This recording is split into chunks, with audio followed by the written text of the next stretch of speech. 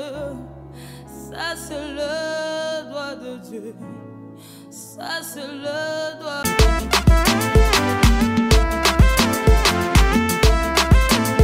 Cybercafé Jérémy, spécialiste en immigration canadienne, a Bino Boya Kotonte chasse ya ko voyager na Canada, na nzela ya recherche d'emploi na Canada, mboka ya malili.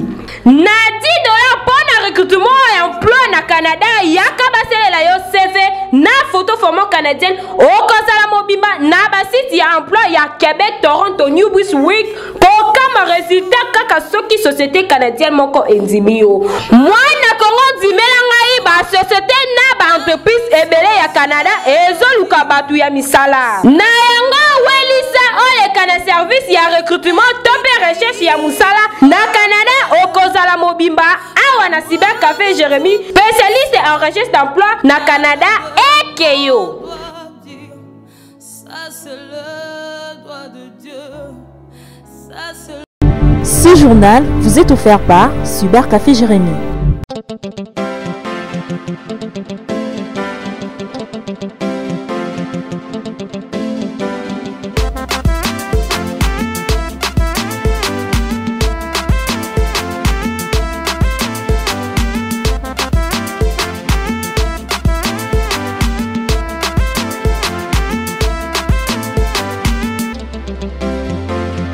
Mbote bandeko balanzi ya magazine potentialité please oyo ezanga doléance mandaki moko ya bapresentatrice na bino na zongi lisusu na betano eke na bino mpona kopresentele bino basango ya mokolo na lelo tika tokende na mokuse po basango.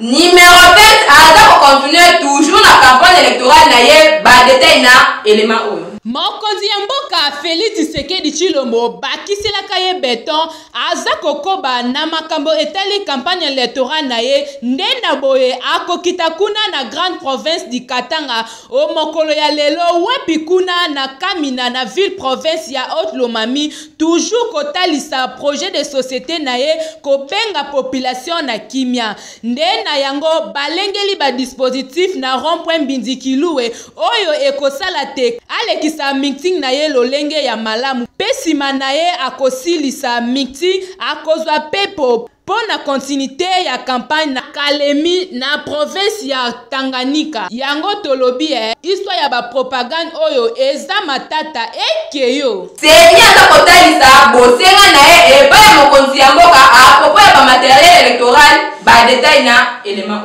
likambo etali teni ya calendrier électoral oyo elengelami mpona bastructure o mokolo ya le 20 décembre prochaine kasi nsima ya bosenga ya commission électorale nationale indépendance seni na mokuse batalisaki bosenga na bango epai ya mokonzi ya mboka le 5 décembre moleki na maetali logistique mpona kodéploye bamatériel électoral à travers le pays. Na bongo société civile a réagisaki pe balobaki ke baza surpris na demande oyo ye penza na retard pamba te etikali kaka 11 jours ya date teni pona ba élection yango biso tolobi dossier élection oyo eza à suivre ekeyo bitumba entre FARDC na M23 kuna na Est ya démocratique du Congo ba détail na élément oyo kobene na makosomo na ntongo makasi na jeudi ya lelo FARDC bazalaki ya kotindikama na groupe ya autodéfense wazalendo pe M23 penepene ya Mushaki na groupement ya Kamuronza na territoire ya Masisi Nord Kivu. Selon ba source na région ba confirmé que FARDC azoti M23 penza panzi likolo esika oyo ba bengi na kombo ya 3 antennes de Mushaki kasi lokola je suis ya kozwa contrôle ya localité logistique oyo nyonso et lobi Olivier Mukweko porte-parole ya parlement de jeunes de Sake a confirmé que site stratégique et ça sous contrôle ya FARDC bitumba entre FARDC na M23 oyo toyebite soki ekosila mbula nini yango tolobi nzambe akata soki te ekeyo totikala kaka kuna na sécurité MONUSCO aza kosoutenir kaka FARDC ba détail pe commentaire na élément oyo bitumba bitumba yaki lisusu makasi semaine oyo entre forces armées de la République démocratique du Congo FARDC na barebelle ya M23 kuna na territoire ya Masisi nzokande kuna la localité ya Masaki elekaki mokolo ya jeudi sous contrôle ya M23. Chef ya MONUSCO Bintou Keita alati penza likambo oyo M23 pe asengi kimia pamba te bitumba oyo ezosala badega depuis bajour na région oyo eza pembeni ya cité de Sake situé na 26 km ya oste ya Goma. MONUSCO aza penza na ngambo ya mapinga ya FARDC pe alobi akosala nyonso mpona koassure protection ya bacivile. Yango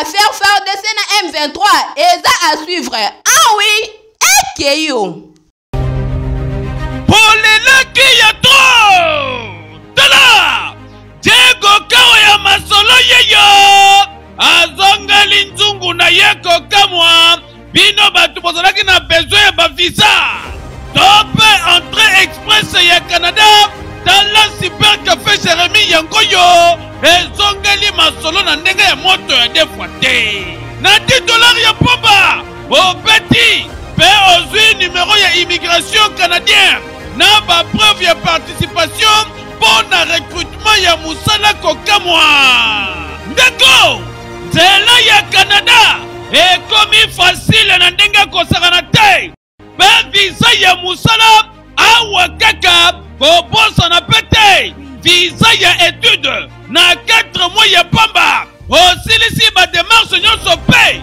oke kotanga na ba centre ya formation professionnelle canadien nyonso na facilité ya kosakana te na cyber café Jérémy ba spécialiste na masolo ya ba kuna na ngambo ya sécurité tokele na santé épidémie ya rougeole eza déclaré kuna na base pour ba détecter commentaire na élément.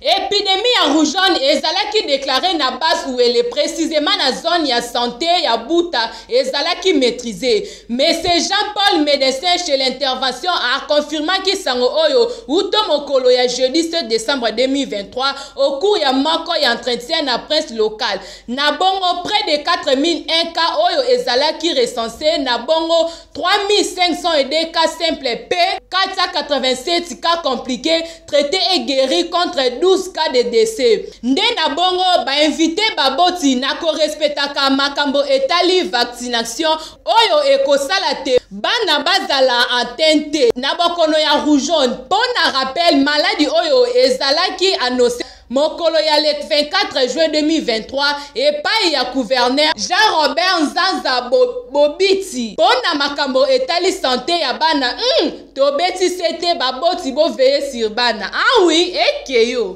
na inikine accès autorisé pour la automobile après interdiction na bongo ba détail commentaire na élément haut.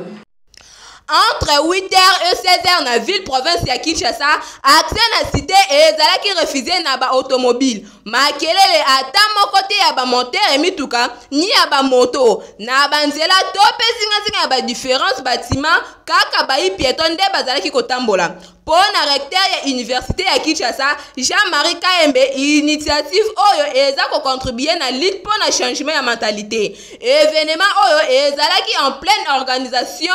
Il y a COP28, la lutte contre le réchauffement de la planète et contre le changement climatique. Inikine a lutté de manière évidente pour un changement réel de mentalité. Boyende et Zalaka. Longonya na recteur professeur Jean-Marie Kaembe pour une initiative Oyo. Boyende et Zalaka. Ah oui, ekeyo. L'État nationalité, M. Katumbi, il faut encore contester et pas la autorité, bah, commentaire là, élément haut. Likambuneni Isaac Kikumbi na Jean-Pierre Mbemba, selon le leader du parti politique Piste pour l'émergence, a condamné la déclaration ya Jean-Pierre Mbemba na maetali nationalité ya mwana mboka Moïse Katumbi Chapwe. Kasi Isaac Kikumbi a lobby que Jean-Pierre Mbemba a azali na mpifo wana te ya kobo ya nationalité ya baike pona ye Jean-Pierre Mbemba esengeli atika ko douter na kopesa ka ba discours ya haine kasi na kolukaka kimia pe kotia droit ya mutu nyonso na yango makambu ya nationalité oyo ekomi à suivre ekeyo. Petite mentalité à mokolo na lelo tolanda. likambo ya exercice corporel oyo eza penza na moto ya makasi ozwi ndakisa ya problème respiratoire, excès de graisse, mal au dos et aux jambes. Exercice corporel et etaka na ko se rajeunir. Exercice corporel et etaka meilleur moyen ya ko réfléchir. Exercice corporel et pesaka facilité ya ko zwa ba idée surtout pour na bato oyo ba travailler comme na bureau soit pe na administration. Exercice corporel et daka même na ba crise cardiaque. Moto asexercer mingi azana makokite ya ko zala koko ya na niveau ya crise cardiaque. Exercice corporel surtout pour na makolo et daka makasi na baka oyo makolo na yo ozo sentir yango lisusu te. Trop d'exercice na jambe et koki kosunga yo. Alors bonne application na mutu nyonso ata 3 fois par semaine et kosala moins et loco. Vive la bonne santé à tous. Et Keyo.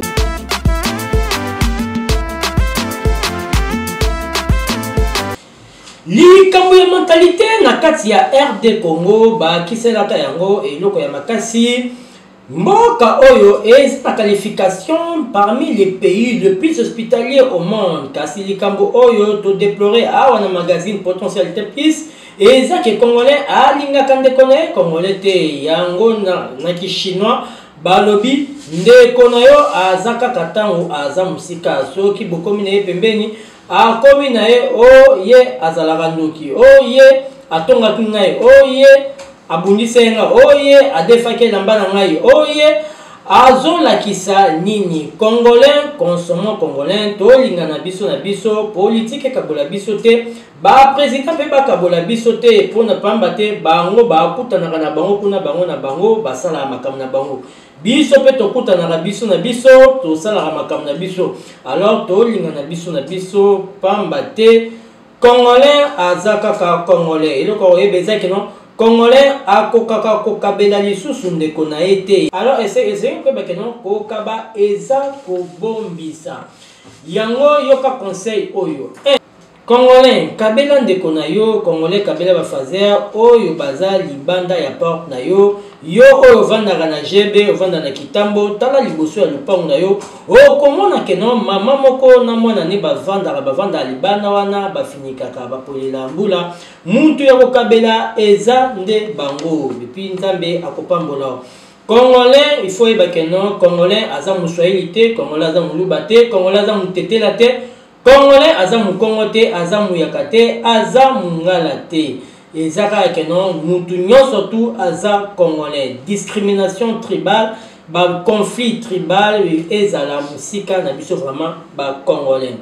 3 mutu oyo azopesa idée ya division botala ye malamu peut-être yende yewana. Point 4 ndeko na yo eza oyo oza na ye pembeni pamba te mukolo koko ya maladi ezate ndeko no azalaka kuna musika ndako ya kosunga o eza kaka oyo aza pembeni. Bonne audition à tous. Ekeyo plus promotion à mokolo na lelo.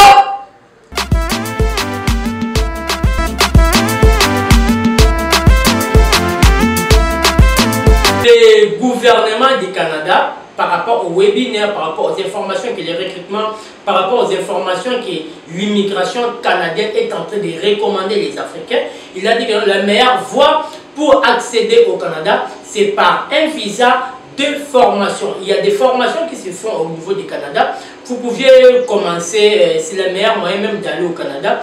Vous trouvez une inscription dans des formations. Il y a des formations de 6 mois, il y a des formations de 12 mois qui peuvent vous permettre même d'avoir aussi un document, la lettre de stage qui peut vous permettre d'aller aussi passer votre stage au niveau du Canada. Les visas de formation, ce sont des bons visas.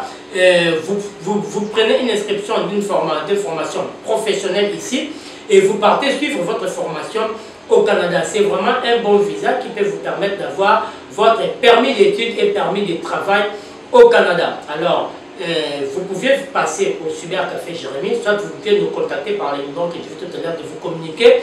Quelles sont les possibilités pour que vous puissiez avoir votre inscription dans un centre de formation professionnelle au Canada? Ce sont les meilleures voies. Et puis l'autre meilleure voie, ce sont les visas d'études. en vous inscrivant au niveau du Canada. Vraiment, ça marche, c'est vraiment trop rapide et puis c'est vraiment efficace. Si simplement vous vous retrouvez avec une personne qui maîtrise très bien les langages diplomatiques, vu qu'avec le Canada, il n'y a pas des interviews. Il faut simplement essayer de très bien traiter les documents. Il faut très bien remplir les formulaires. Vous allez voir que vous allez avoir votre visa sans problème. Alors, si le gouvernement canadien vous remet un refus, vous ne devez pas blâmer le gouvernement canadien. Vous devez revoir votre document, vous devez revoir votre passeport, revoir votre acte ou c'est une copie intégrale d'acte de naissance, revoir très bien ce que vous avez rempli dans votre formulaire. Surtout le formulaire IMM 1294, c'est un formulaire, c'est par là qu'on vous délivre les visas. Et puis essayez de très bien remplir de très bien joindre les fichiers dans les sites de l'URCC. N'oubliez pas aussi les rubriques d'informations supplémentaires. C'est vraiment important aussi. Il faut joindre les fichiers là. N'oubliez pas aussi les genres de photos format canadien que vous devez mettre dans votre demande de visa. C'est vraiment important. Si vous réunissez vraiment simplement toutes ces formalités là, vous allez avoir votre visa facilement. Alors le Cybercafé Jérémie est là pour traiter pour vous ces genres de visas. Si vous êtes trop jeune, moins de 35 ans, on va trouver pour vous les inscriptions aux universités canadiennes. Si vous êtes déjà au-delà des 35 ans, nous sommes obligés de vous trouver dans des centres, de vous trouver des inscriptions dans des centres de formation professionnelle au Canada. Il ne faut pas dire que non, si j'ai 18, si j'ai 60 ans, 70 ans, je ne peux pas aller étudier au Canada. Non, non, non, non, non. Les informations que nous sommes en train de vous communiquer, ce ne sont pas nos propos, ce ne sont pas les paroles que nous sommes en train de vous dire, mais c'est juste l'interprétation des informations que nous avions retrouvées dans les webinaires, dans des coachings de l'immigration canadienne, les voies qui nous montrent pour que nous puissions appliquer des demandes de visa. Le gouvernement canadien a déjà dit il y a le visa d'études, il y a les visas pour les formations professionnelles. C'est là où on doit d'abord débuter ce mieux par rapport même au service de l'emploi. Pour l'instant, je vous prends congé, je vous souhaite plein de bonnes choses à vous. Si vous avez du temps, passez au bureau, soit contactez-nous sur WhatsApp et puis on... olingi oyebana olingi olekisa message na yo to pe communiquer ya association fondation parti politique to regroupement entreprise to maison d'habillement agence de voyage cabinet médical esika eza moko mwana mama awa na magazine potentialité plus magazine novateur de talent na $20 ya bomba pour la diffusion ya une semaine ya kokamwa yoka oleke na pe plus bamona yo tina Canada na yo sa okozala mobimba magazine moko oyo président alandaka eza pe plus yaka okosepela awi toseka moke na peplis gaki mokona lelo papa ako modeleza mokolo mabileza leki mokolo ebinini kosala mwana moke ako tambusi bango fort ano na kanda no ya ntima mabidi awasimbaka litungu tala kuva mabidi comment tu as formé liko tu était baki d'ailleurs ça m'a coûté repasser bila mère pale que baba mo no bi oh mais il est bien mon bon ça y va bien petit jate bien otali papa boye na ye na bien voilà ya bana papa biso za te bon ya bon fufa chez moi biso ya chercher biso to rombe apeta na bien on a zo mona wale liquide na maboko mabidi des personnes ba péter ça ya moi non pour rater asombe kisa banyama a péter rater moni a eska boye papa o ba be ko mona pala mona paradis mona vraiment bayemba ko na paradis je pas ya oyamba bobule yo mona ka ke bowula kufa baba ke sele supo ngai de bowule mona paradis kwa o ba yo baksama oyo wa ndo okondila petit kevelos mabidi a repachaka fufu acha fufu mbenja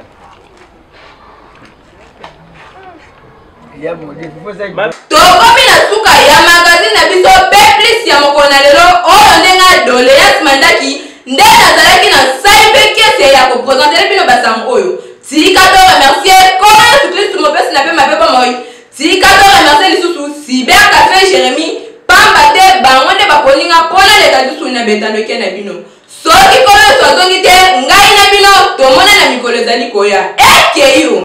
Ce journal vous est offert par Cyber Café Jérémy.